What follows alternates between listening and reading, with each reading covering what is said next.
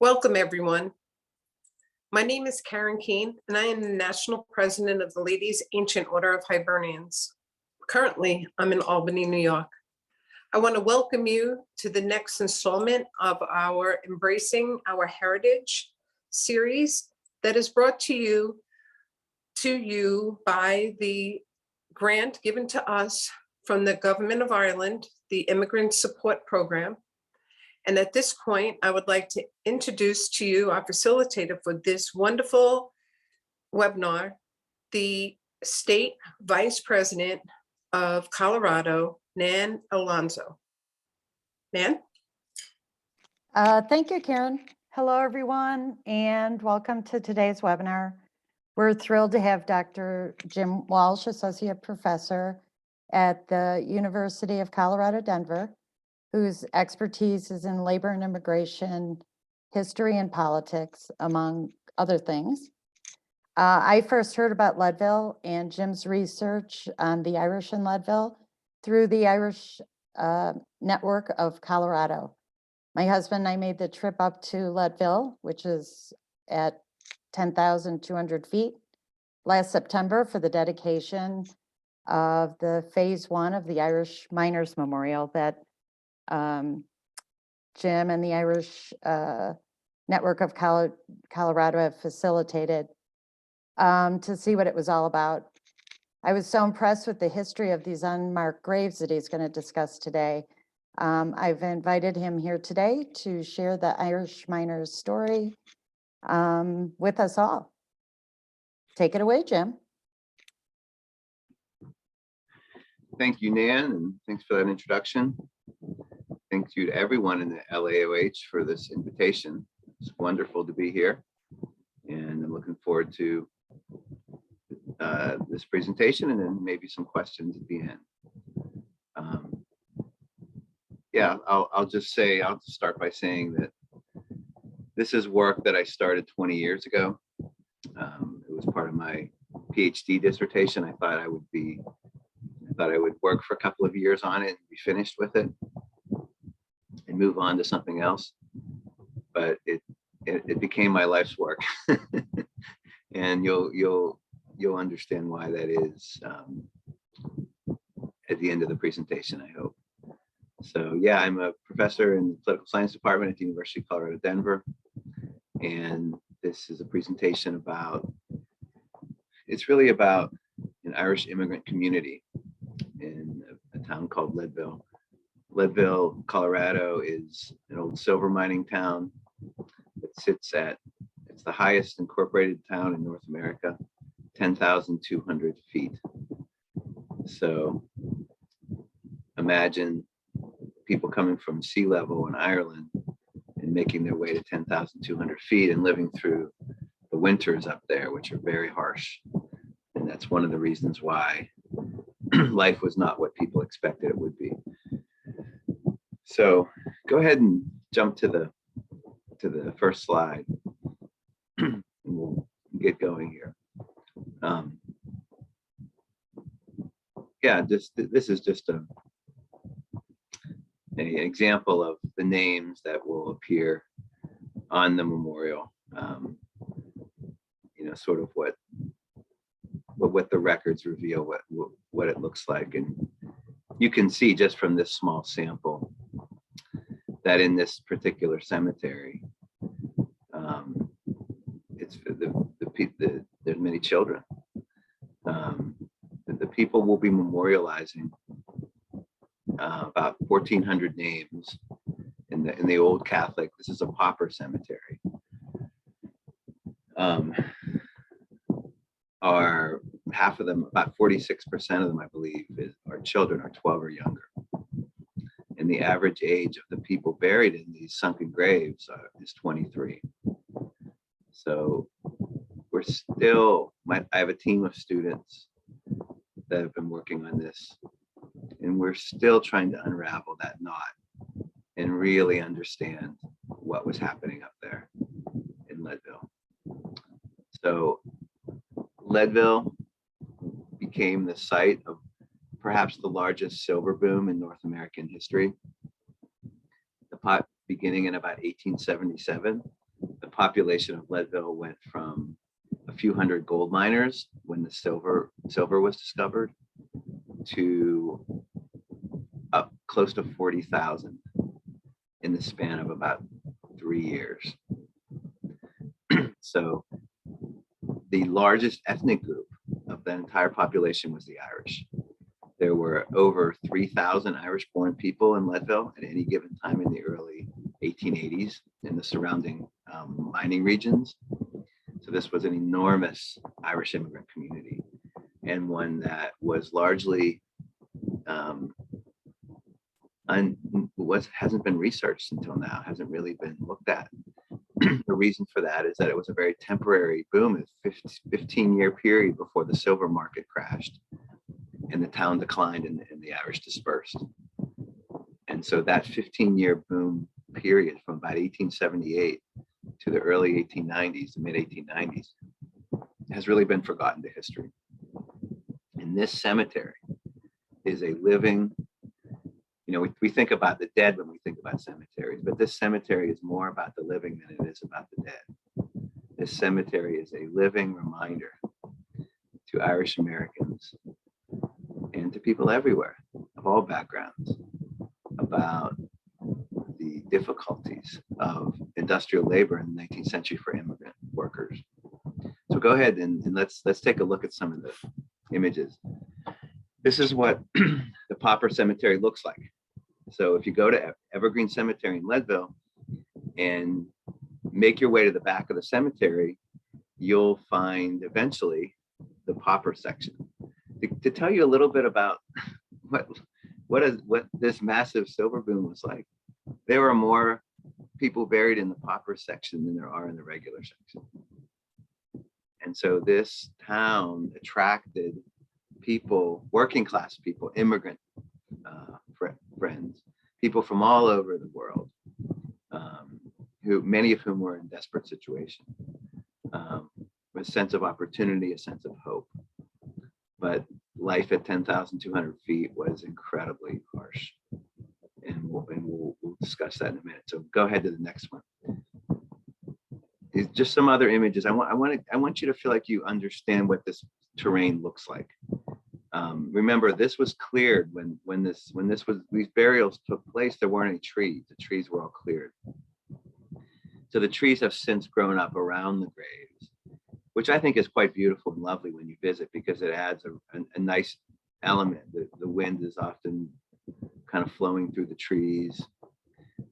You can see there the burials did take place in rows. They weren't just thrown in the ground hodgepodge. They were placed in pretty straight rows. There's pathways that separate different blocks and sections. There was an attempt to mark the graves. I want to emphasize that. We often talk of these graves as unmarked because today they're unmarked, but originally they did put a small wooden cross. No, I'm sorry, it wasn't a cross, it was a plank, a small wooden plank at the head of the grave, and they etched the name of the person on the plank, but they've all rotted and decayed and fallen down. So go ahead, next slide. So this sort of moonscape goes on for acres and acres of unmarked paupers' graves. And for me, I'm from a very large Irish Catholic family near the Pittsburgh region, a steel town. And all the men in my family were steel workers. So I'm from a working class community and family. And when I first visited this cemetery, a friend took me there, who's today heavily involved in the memorial effort, Kathleen Fitzsimmons. She took me there 19 or 20 years ago and showed me this. She somehow knew I would want to see this. And I stood among these graves and I was almost frozen. It affected me that much. I just couldn't believe what I was seeing. And that all these souls, their stories had been lost to history. And their names, really. many of their families had no idea what happened to them. Their families in Ireland, their families in New York, Philadelphia, Chicago, many of them never heard from them. They of course, there's no mass communication system there. They were just buried. So I left there that day, having made a pledge to myself that these stories would not be lost. That I felt a responsibility when I left this cemetery. So this is what I'm doing. And it's almost as if when I go there now, I'm among friends, if that makes any sense. So anyway, go ahead to the next slide. This is an example of a children's, there's so many children's plots, and you can see the wooden plank in this picture on the left. That's what the planks look like that they originally marked the graves with. By the way, there's about, I don't know, 15 or 16 blocks of graves. Block is about a 90 foot by 40 foot piece of ground where there's a couple of hundred graves, and about 4 of those blocks are entirely babies and children and young children, and they're buried separately. I'll add as well that about 9% of all the burials, that's a pretty substantial number, 9%, are listed in the records as stillborn, and they're buried separately. So there's entire sections of stillborn burials. Go ahead to the next. Yeah, go ahead, keep going. Just a quick mention of how, so this Irish community dispersed. There's very few people in Leadville today who are descendants of this early Irish community. However, Irish culture still lives and thrives in Leadville. And one of the best examples of that is every September they have this thing called the St. Patrick's Practice Parade. And it's a very short parade down Main Street. We did this the same day as the dedication. They delayed the parade so it would coincide with the dedication. And it was quite an Irish day in Leadville, I thought, the entire day. So this is kind of what it looks like. The car there, the fire engine in the back, the man in the blue coat on the left, that's the Consular General, Adrian Farrell. So 5 years ago, or maybe 6, or it's been 6, I guess, a friend of mine who was a former student of mine, who now is kind of a mover and shaker in DC, he called me up and he said, you know, Jim, that cemetery in Leadville, the Irish government needs to know about this. And he's a very aggressive person. And he was determined that the Irish government needs to know about this cemetery. And I sort of nodded and said, yeah, sure. And then next thing I know, he had copied me on an email to the consulate's office, demanding that the consular general come to Leadville and see the cemetery. And it was one of those emails where you wish you weren't CC'd on. However, to his credit, Consular General Adrian Farrell, the man in the sunglasses on the left, came 3 months later, showed up. We took him to the cemetery, and I want to tell you, he deserves so much credit because Adrian was deeply moved, and he understood the value of what we were doing. He lit a fire under the project. He led us to grants, and I'm hoping that when we do have the unveiling, he has to be there because he deserves so much credit for he's moved on to another position. I think he's in Dublin today, but I'll always recognize Adrian Farrell every presentation I give. Go ahead, next slide. This is a gathering we had in 2016 when Adrian came. You can see Adrian on the left in the blue suit. And we had about 100 people up there that day. And we made a commitment that day that this would be a memorial. So 2016, it's been almost 6 years of working hard at this. Go ahead to the next slide. Yeah, and then in 2019, the Irish ambassador to the US, Daniel Mulhall, visited with his wife Gretchen. And this is in late May, and you can see the snow that's still up there in this photo. There's Adrian on the right, and then there's Ambassador Mulhall in the red tie.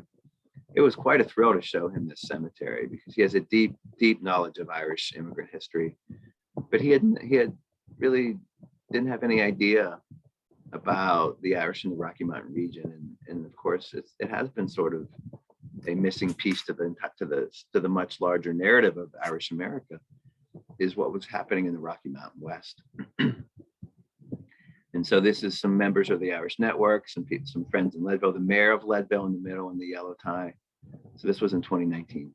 Go ahead to the next slide. Oh, you can skip through these. These are just famine memorials. That I wanted to include. So you can kind of slide through these. What we're doing is, almost every Irish memorial in North America is a famine memorial. This is the one in New York. This is in Montreal. 2 workers who built the Victorian Bridge over the St. Lawrence River. This is Toronto. So almost every Irish memorial, you can keep going. I'll tell you when to stop. Go ahead and stop there. Yeah, thank you. So almost every memorial to the Irish in North America is to the famine. And of course, that's incredibly important and necessary, is to remember that event. And in many ways, this is also a famine memorial, but it's also very, very different. So I want to say it's both, really. It's a famine memorial in the sense that everyone in the cemetery who's over the age of 35 would have had memories of the famine, would have left Ireland as a child.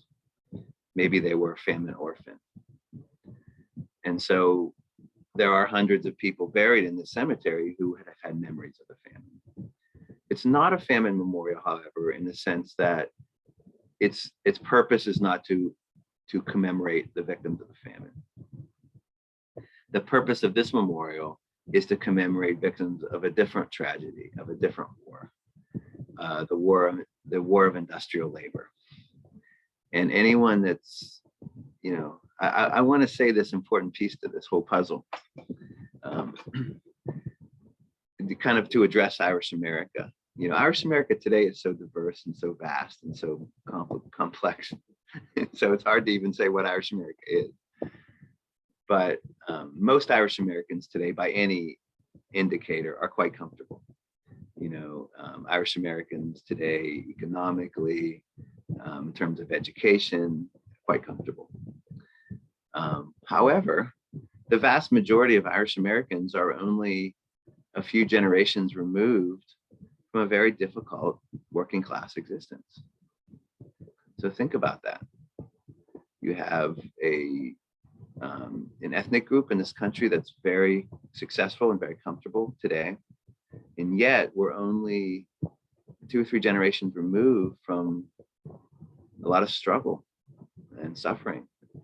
And so that means that we carry that history very closely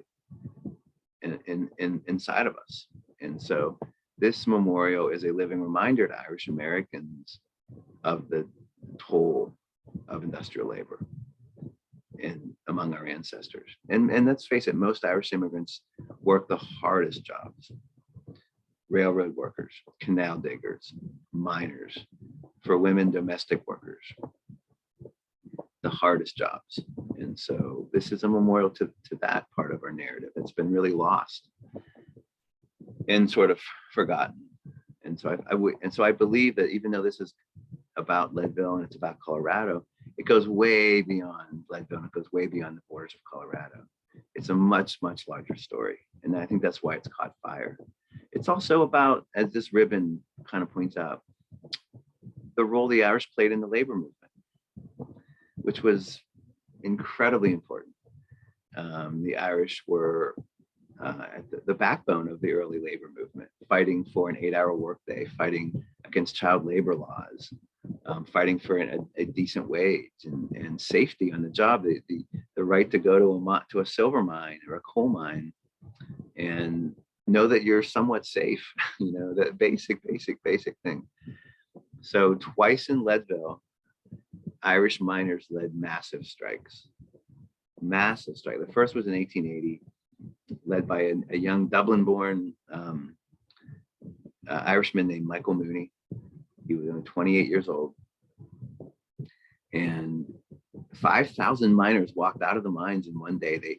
It wasn't spontaneous. They had pre-planned this. They knew they had to do it. They were waiting for the right moment. So it happened when the companies created a new law or a new rule that the miners could not talk on the job. They weren't allowed. They were banned from singing, from even laughing as they worked. And that was sort of the straw that broke the camel's back, if you will, and set things on a different course. And the Irish walked out of the mines. They gathered all the miners in the town, 5,000 miners, marched through the streets of Leadville in silence, declaring that they wouldn't put up with it, and launched into a massive strike, declared Michael Mooney their leader.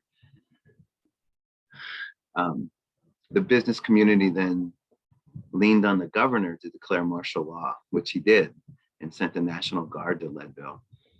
And their orders were to arrest all the striking miners on vagrancy laws and force them to work in chain gangs, building roads.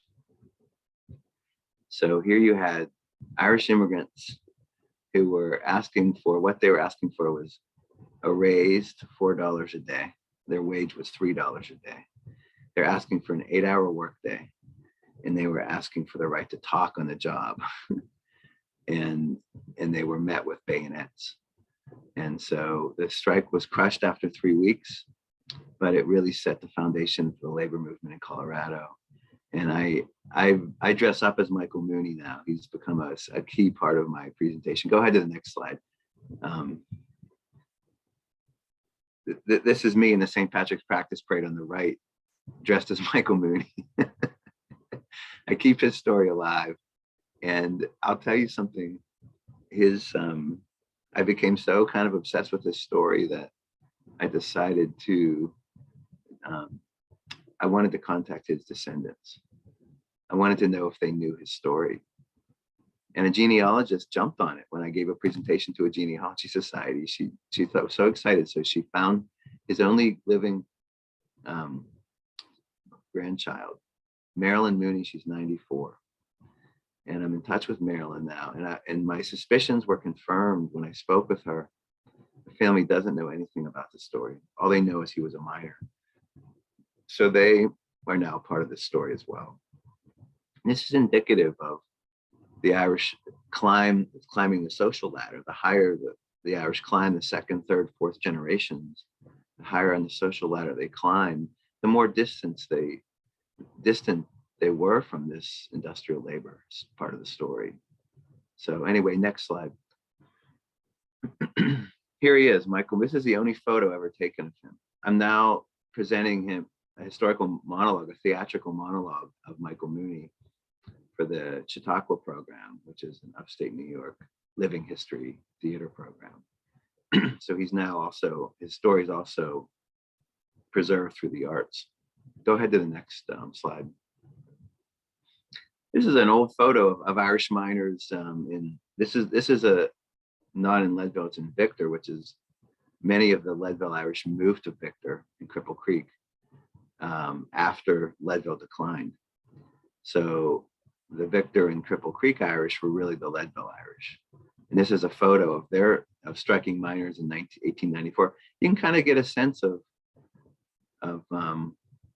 what it looked like when they marched. And you can see they're all wearing ribbons on their lapels, the ribbons I just showed you on their lapels, the Union ribbons. Go ahead to the next slide. This is Annunciation Catholic Church in Leadville, one of the oldest Catholic churches in the state.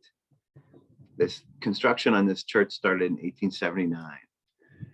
It was started by Father Henry Robinson, an Irish priest. And you can see it, panorama with Mount Massive in the background. It's just beautiful and striking. And this is this church that Michael Mooney was married in. His children were baptized. Molly Brown and her husband, J.J. Brown, were married in this church. The records in this church became the backbone for this entire effort. What I mean by that is the baptismal, marriage, and interment records in Annunciation were like gold to me, because they listed the place of birth, and not just the country of birth, but the county of birth. So the records were, and I have now a huge database of everyone listed in these records that I can share with anyone looking for their ancestors. Go ahead to the next slide. This is Leadville. Here's Harrison, where the cursor is. This is the main street. And I've shaded in green the east side, where this was the Irish side, the east side. They called it the 6th Street Irish. It was all Irish. And the mines were just east of the Irish side. So the mining district was just to the east of this. So the Irish lived on the east side and then would walk up to the mines, up to a mile or two, to do their work before they walked home at night. And this is where the church is. The old Irish Catholic Hospital is on this this east side as well, and the old Irish Catholic School. Evergreen Cemetery is on the northwest corner of town. Just kind of gives you your bearings to think about. By the way, Leadville had many. The Irish were by 2 to 1 the largest ethnic group in the city.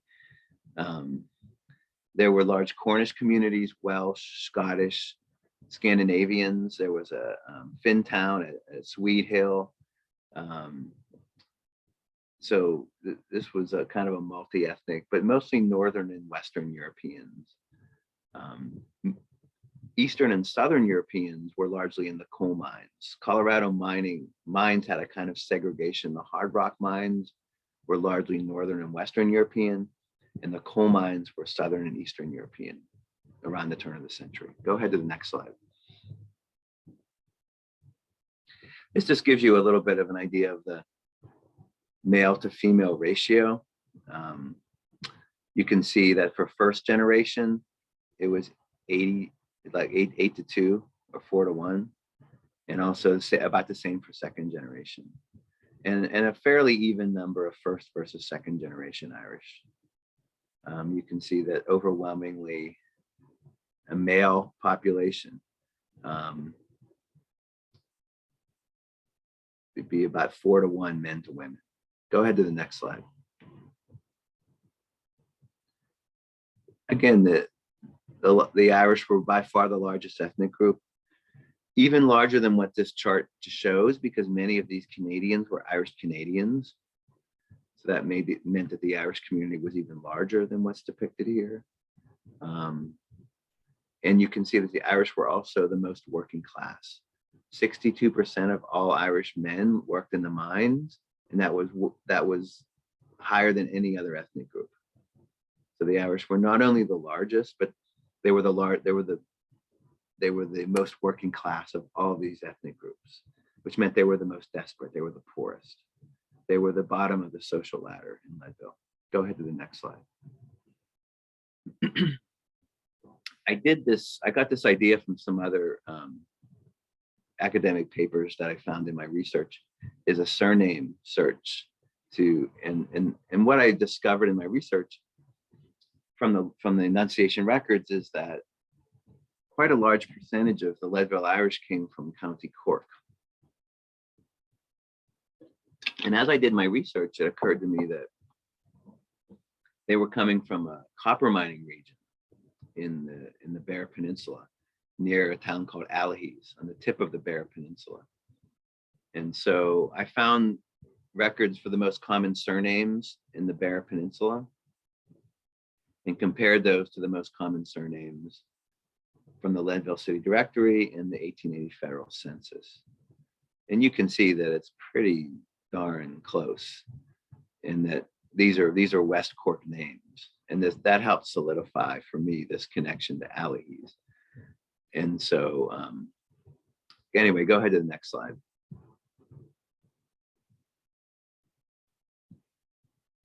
yeah, again, on the left is the marriage records. This is the county of birth for the Leadville Irish. And on the right is the baptism records. So you can see that clearly County Cork is the bulk of this community. And other counties are the western counties. There are also mines in Tipperary and Waterford, Mayo, because Mayo was the most hardest hit in the famine. There were so many people who fled Mayo, and Kerry, this in Donegal the same way. So this is the so-called wild Irish of the West Coast, the poorest and the most devastated from the famine. Go ahead to the next slide. Among US born Irish Americans in Leadville, the bulk were from New York and Pennsylvania. Now, interestingly, New York makes sense. It's mostly from the city. But interestingly, in Pennsylvania, those who came from Pennsylvania were not coming from Philadelphia or Pittsburgh. They were coming from the anthracite coal region of Scranton, Wilkes-Barre, Pottsville, eastern Pennsylvania. And there's a strong connection between that Irish community and the Leadville Irish, just as strong as Allihies. And so the more I thought about it, researched it, the more it made sense. The Irish in the anthracite coal region were driven out of Pennsylvania when the Molly Maguires, the alleged Molly Maguires, were hanged in the 1870s. These are Irish miners who had been accused of murders and being involved in a subversive secret society in Pennsylvania. And when those hangings took place, the Leadville boom had just started. So it makes complete sense that many of the Pennsylvania anthracite Irish went straight to Leadville. And so a graduate student of mine did a fascinating research project, which I'm helping her get ready for publication. She surveyed every name in Pennsylvania of an Irishman who was accused of or jailed for Molly Maguire activity, and cross-referenced those names with records in Leadville. And guess what? She found dozens of people in Leadville who were accused of being Molly Maguires in Pennsylvania, some of whom changed their names, and some of whom are buried in that pauper cemetery. So, and the Pinkertons chased these alleged Molly Maguires all the way to Leadville. They were hunted. And the Irish really were driven out of those anthracite coal regions of eastern Pennsylvania. So there's a strong connection. There's even a gulch in the mining district near Leadville called Lackawanna Gulch, named after Lackawanna County in eastern Pennsylvania. So if any of you have roots in the anthracite coal region, then that's a connection to know about. Other mining regions like the Upper Peninsula of Michigan, the anthracite, lead mining region in the Adirondacks, not far from Lake Champlain. Lead mining region of southwestern Wisconsin and northwestern Illinois near Galena has a strong connection to Leadville. So this was Nova Scotia, miners from Nova Scotia. So I found all these really strong connections. Go ahead to the next slide.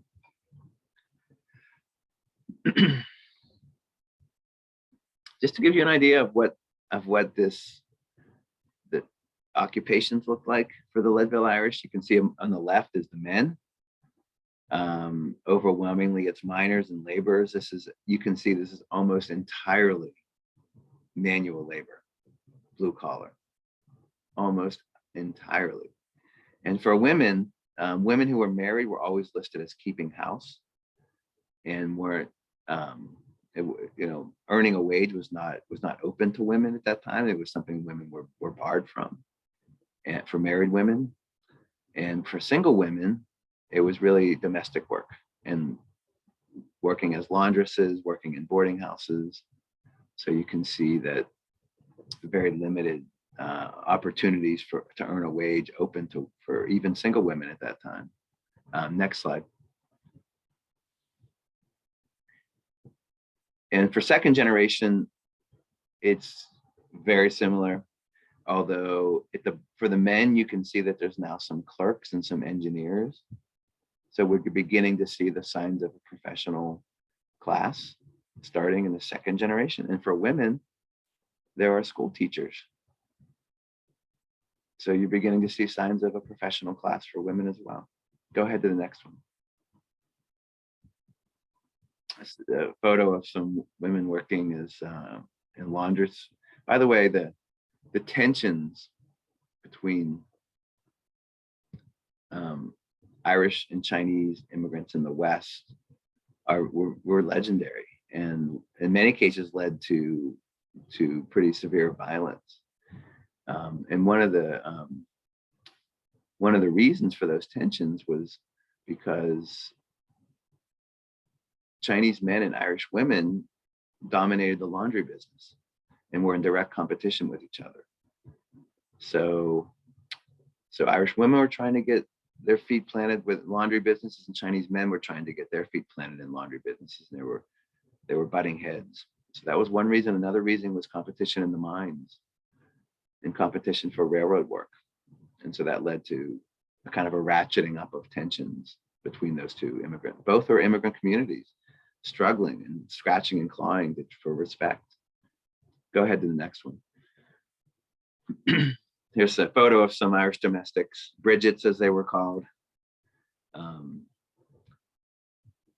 I found some really interesting stories in newspaper accounts of Bridgets, of Irish domestics in Leadville. Go ahead to the next slide. Here's Mooney's grave. He was buried in LA. I traced him all over the American West. He went to Seattle, fled. He was blacklisted. He couldn't get work in Leadville after the strike. So he ended up with 7 kids. Can you imagine not being able to get work and having 7 kids? So he and his family went to Seattle, and then they ended up in Butte. And then from Butte, when their 2-year-old son died, you can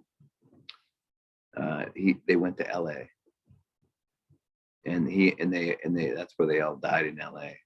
You can see his second son, John Jay, is buried here, who died at the age of 23, I think, from a streetcar accident in Los Angeles. So he lost 2 of his sons tragically. But what he does have, which the others do not, is a respectful marker, because his children were quite successful and they were able to make sure that his grave was marked. Go ahead to the next slide. Yeah, just as down here, you can see this is where the Bear Peninsula is. I just wanted to give you a visual of where Allihies is. And it's way down in the southwestern part of the state. 3 years ago, in 2019, I flew to Dublin with my bike. I'm a cyclist. And I cycled to Allihies to meet with people there. It's probably the farthest place from Dublin in the entire island is Allihies. Took me 3 days. And I met with people there to build a sister city relationship, which is now official. So officially, Leadville and Allihies are sister cities. Go ahead to the next slide. These are some of the places I just mentioned that the Irish came from, those who were born in the US. These are some of the places that they came from across these are all mining regions. Next slide.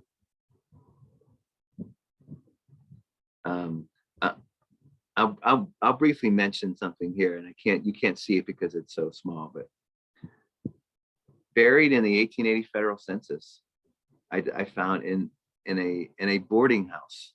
So all the people here are listed as lodgers. They're lodging in a boarding house.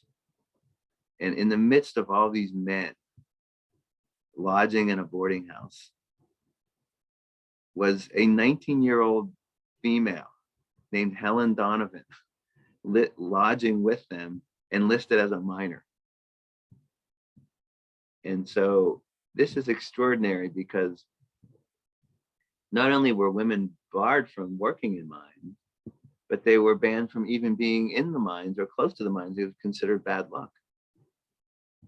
And so how Helen Donovan somehow navigated those gender norms and broke them down is beyond me. And I think that there should be a novel written about her at some point. 19 years old, and I can't find where she was. There's no other record of her.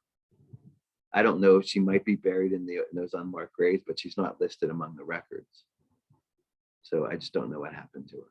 Go ahead to the next slide. Keep going. I'll tell you when to stop. This is maybe back up to the last. This is the speech Mooney gave when that strike broke out to the miners, and it's kind of revealing about this is not just about the Leadville, but about the Irish in general. What they were facing when they came here after the famine, the kinds of labor and the kind of work exploitation and dangers they were facing. You may wonder at the cause of this enthusiastic demonstration until I tell you it is a result of careful consideration and forethought. We have simply concluded that our compensation is too small and we demand an increase in our wages from $3 to $4 per day and a reduction in our working hours from 10 to 8 hours. We think we are acting right and that our demands are just. Every superintendent and foreman having agreed with us upon this point. Here we are today in a high altitude and living in the mines, breathing in the bad and stifling gases with every danger of impairing our health and losing our lives. Not only this, gentlemen, but we have been denied the privilege of thinking and acting for ourselves, and that to which as free men we are entitled to. Now we are told not to talk with each other while at work and are strictly ordered not to smoke. This is a small privilege, gentlemen, and God knows that living in continual candlelight is gloomy enough. Now we have just come to this conclusion, that if they can pull the reins, we can pull tighter, and we are determined to have our rights no matter what comes. We can't stand this oppression, and we declare it right here. I think that speaks for itself. Go ahead to the next slide. Keep going.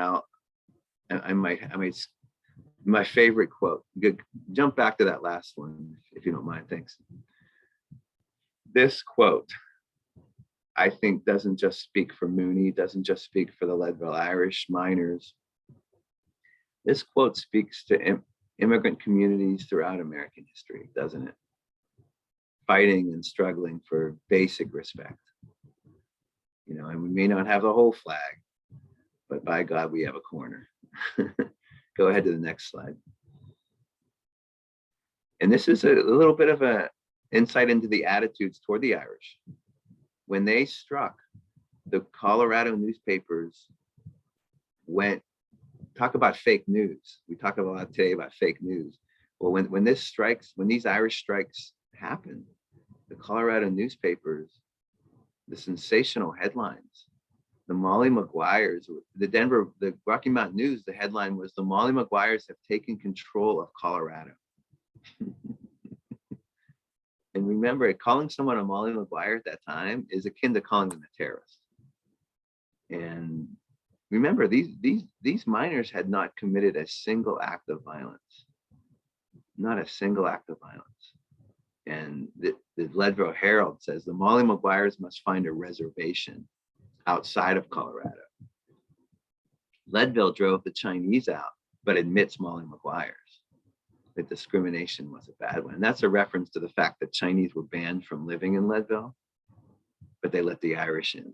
And then Leadville Herald saying that was a big mistake. Next slide. Go ahead. There's so many stories. That Michael Davitt visited Leadville. He founded the Irish Land League. He visited Leadville twice. Oscar Wilde visited Leadville. Leadville was the place. If you were traveling across the country and you were Irish, you were going through Leadville. It was the place. Next slide. Another great view of Annunciation Church.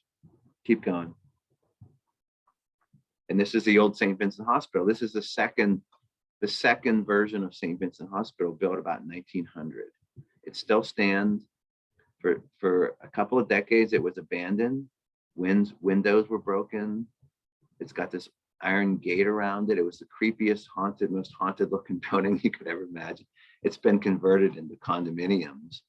I would never want to live there, but it's a beautiful building. Keep going.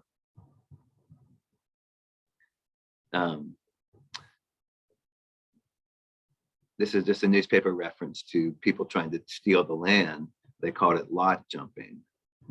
And the Irish militia had to come out and protect it. So the Mulligan Guard, it was called. And the Mulligan Guard was from Denver, and the Wolf Tone Guard was in Leadville. Go ahead to the next slide. Here's my bike trip to Allegheny. The mountains nearly killed me, but I made it. Go ahead to the next slide. And every time I give a talk now, someone approaches me and they say, I had ancestors in Leadville. And I go right to the records. So this is, I think her name was Nan O'Neill.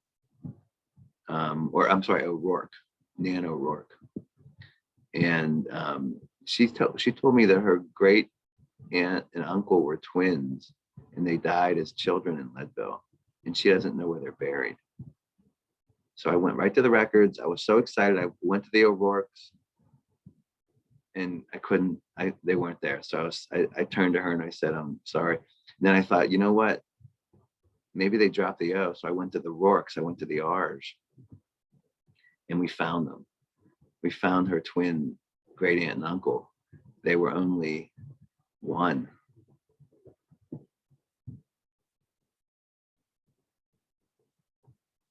And so they're buried up there in the unmarked section. And I'm still in touch with Nan today. So this has been the most rewarding part of this work, is helping people kind of close those empty spaces in their identity and their ancestry. Next slide. Again, my bike trip to Allegheny, you can just imagine, it was like I was in heaven. And this beautiful summer night this is 10 p.m. There's still light in June. Go ahead to the next slide. And my arrival in Allegheny, this is Tig O'Sullivan. He runs the Allegheny Copper Mining Museum. And guess what? He and a delegation are going to be in Leadville and Denver in 2 weeks for St. Patrick's Day.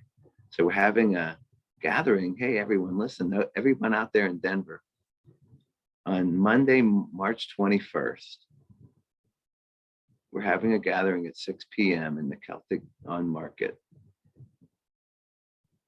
to celebrate and welcome them. Please come. Monday, March 21st at 6 p.m. at the Celtic on Market. It's at the corner of 14th and Market. Please come. We want to welcome them, celebrate the sister city, and the historical connection. Go ahead to the next slide. Keep going. Again, my bike tour. And this was my welcome at the O'Neill's Pub in Allegheny. After 3 days of cycling, I was good for a few pints. Next slide, please. Again, just snippets of some typical emails I receive over the years. These are more and more and more now that I receive.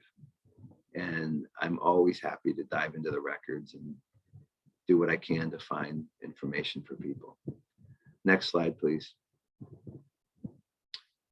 Yeah, keep going. This is what some of the markers look like today. There are a few markers, and some of them look like that. This is what the statue this is a small replica, but this is what the statue looks like that's going to be going up this summer. It was made in Ireland and shipped over here. We've named him Liam. And we've chosen a different stance. Most miners' statues are muscular, swinging a hammer, showing the person in the act of work. But we decided to we wanted something that looked reflective, that the person was imagining a new world or a better world. And so he's on one knee looking upward. Next slide, please. And the harp as well. And this is what the memorial will look like. It's a raised mound It's about 100 feet in diameter. And in the spiral walkways take you to the center. And in the center is a statue surrounded by glass panels, which will have 1,339 names etched. And by the way, every name in the Catholic Free section will be on those panels, whether they're Irish or not. So there are some other scattered ethnic groups as well, and didn't want to leave people out. So 1,339 names. Next, please. So I think that might be the last one. Yeah, so I'll stop there, and that's a lot. We got through it all. But you can see it's quite a story. Anyway, I'd love to have some dialogue, not just be me talking at you. So I'd love to hear questions and see if we can get a little back and forth going. Great. Thank you, Jim. That was an amazing presentation. Lots of information there. We do have a couple of questions. Did the miners have company stores that they were obligated to use?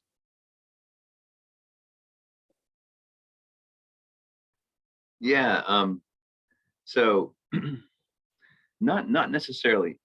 Coal mining camps typically had the company stores and company towns that were tightly controlled, and there was only one place in town to buy anything.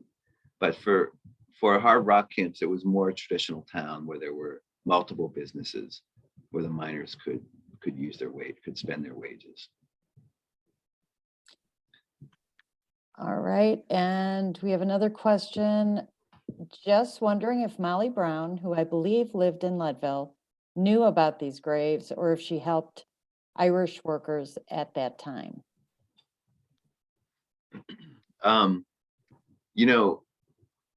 She must have known about them because she lived there.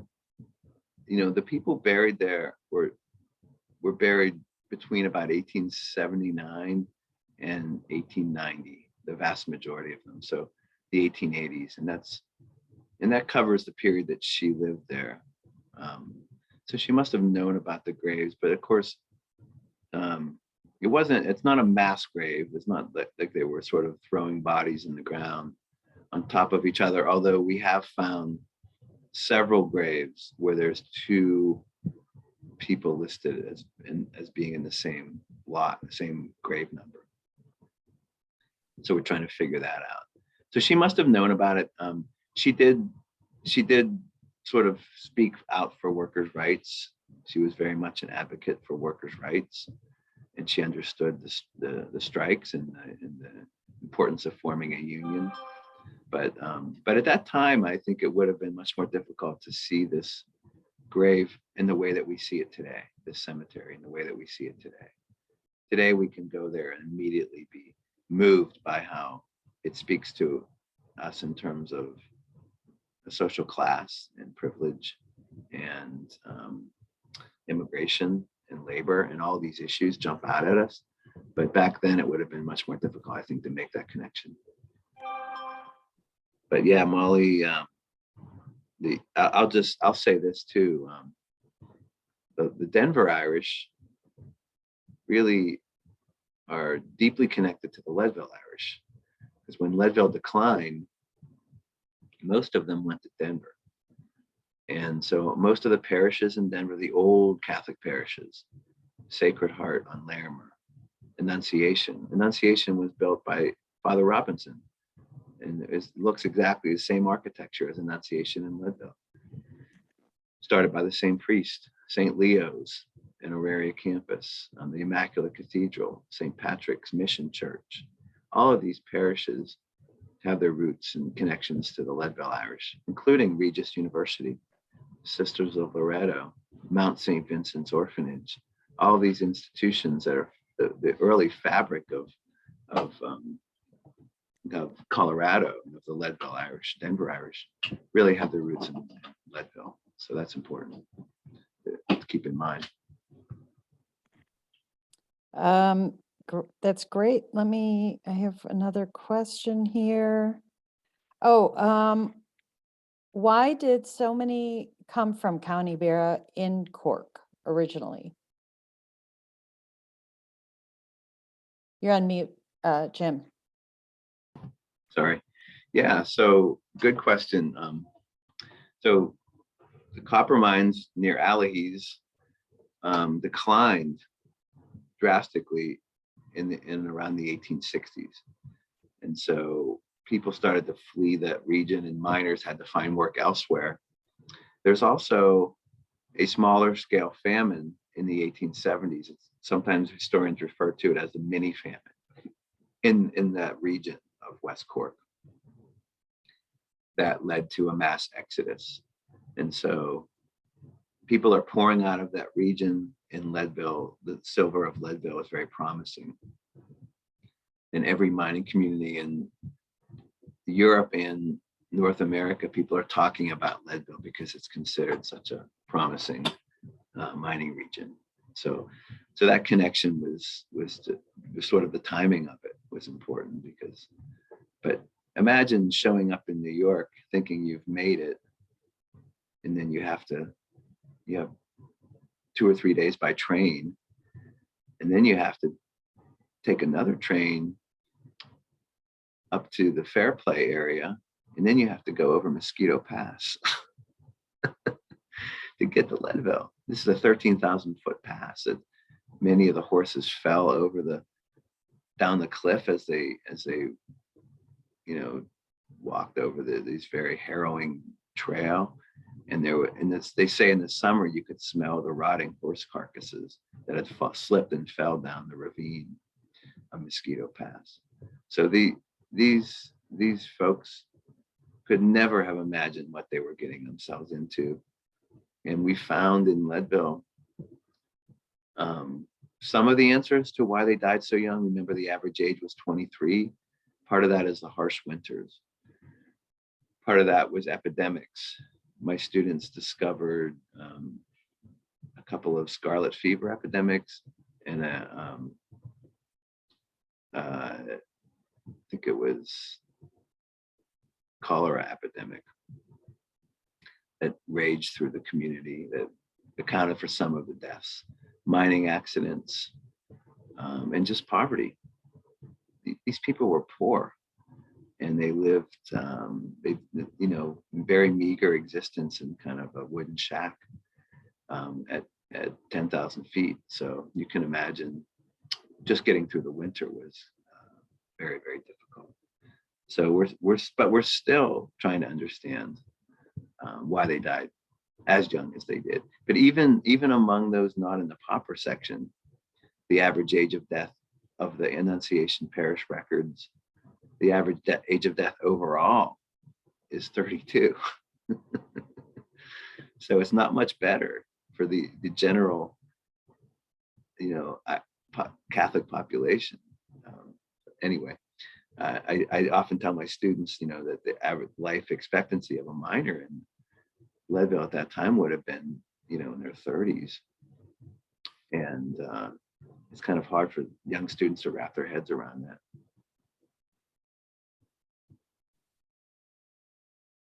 that. Okay, just a couple more questions, and you might have just answered this.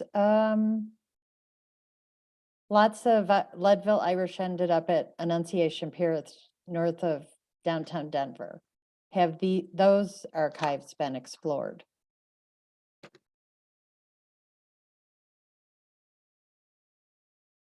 I'm sorry, I missed the first part of that question. It ended up in Annunciation Parish in Denver. Yeah, the question was, many of Leadville Irish ended up at Annunciation Parish north of downtown Denver. Have those archives been explored? Yeah, not as much as they need to be. I would say one of the areas that I still haven't explored fully is, records from the Archdiocese about those early Catholic parishes. And that's something I hope to get into, including parishes in Cripple Creek and Victor, which were heavily Irish. So that's something I hope to get into soon. Right now we're looking at census data from Victor and Cripple Creek. I also had a student go through the entire 1880 census and map out exactly where every Irish-born person lived in Denver in 1880. And we discovered that the Irish were heavily concentrated in what is today Lodo and near Auraria, which means just over Cherry Creek, where Auraria campus is, the Pepsi Center, that area, or that gets us now Ball Arena.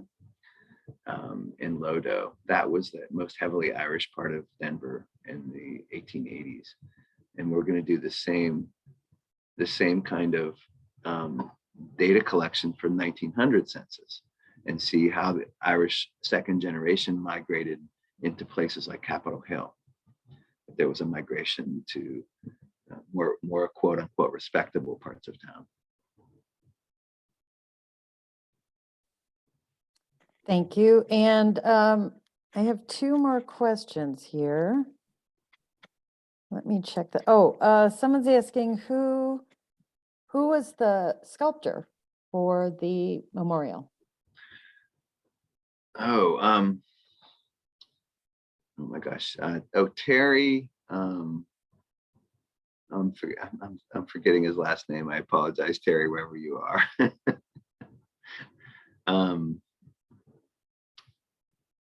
Oh my, yeah, I just can't remember his last name, but he lives in County Wicklow, and he's a close friend of the owner of Noel Hickey, the owner of the Celtic on Market, and so he did a great job with the statue, and he also was very kind to me when I did my bike tour. He picked me up on my way back, so yeah, so I can find that full name if anybody wants it. The other resource is to go to the Irish Network of Colorado, because I believe they have a page with sort of covering the sculpture and a little history there, so they might be able to find it there. Let's see, someone was asking about, last question here is there a site with a name database that people could go to find out about the Leadville, is there something like that they can research?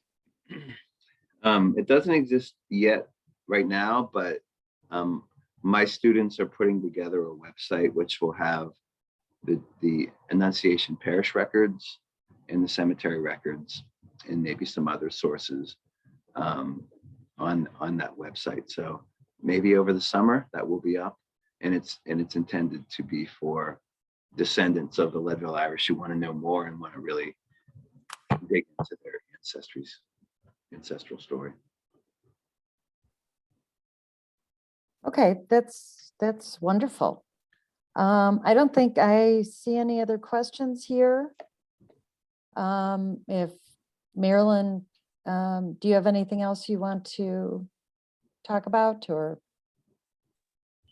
No, I'd just like to introduce our web person and the person behind the scenes here, Brianna Curran, if she would like to address the group. Thank you, Marilyn, and thank you, Jim, for the awesome presentation that you provided us today. We would also like to thank the Irish government for providing us with the immigrant support grant that makes Our Lady's Ancient Order of Hibernians webinars possible. Our next installment of Embracing Our Heritage program will be March the 26th at 11 a.m. Eastern Standard Time. Please join us for Luke McCluster. He is the director of the Irish Railroad Workers Museum. We'll be presenting the history of Baltimore Irish and the building of America's first railroad. Again, please join us on March the 26th at 11 a.m. Eastern Standard Time. And thank you for joining us today. This recording will be posted on YouTube as well as our other social media pages. Thank you.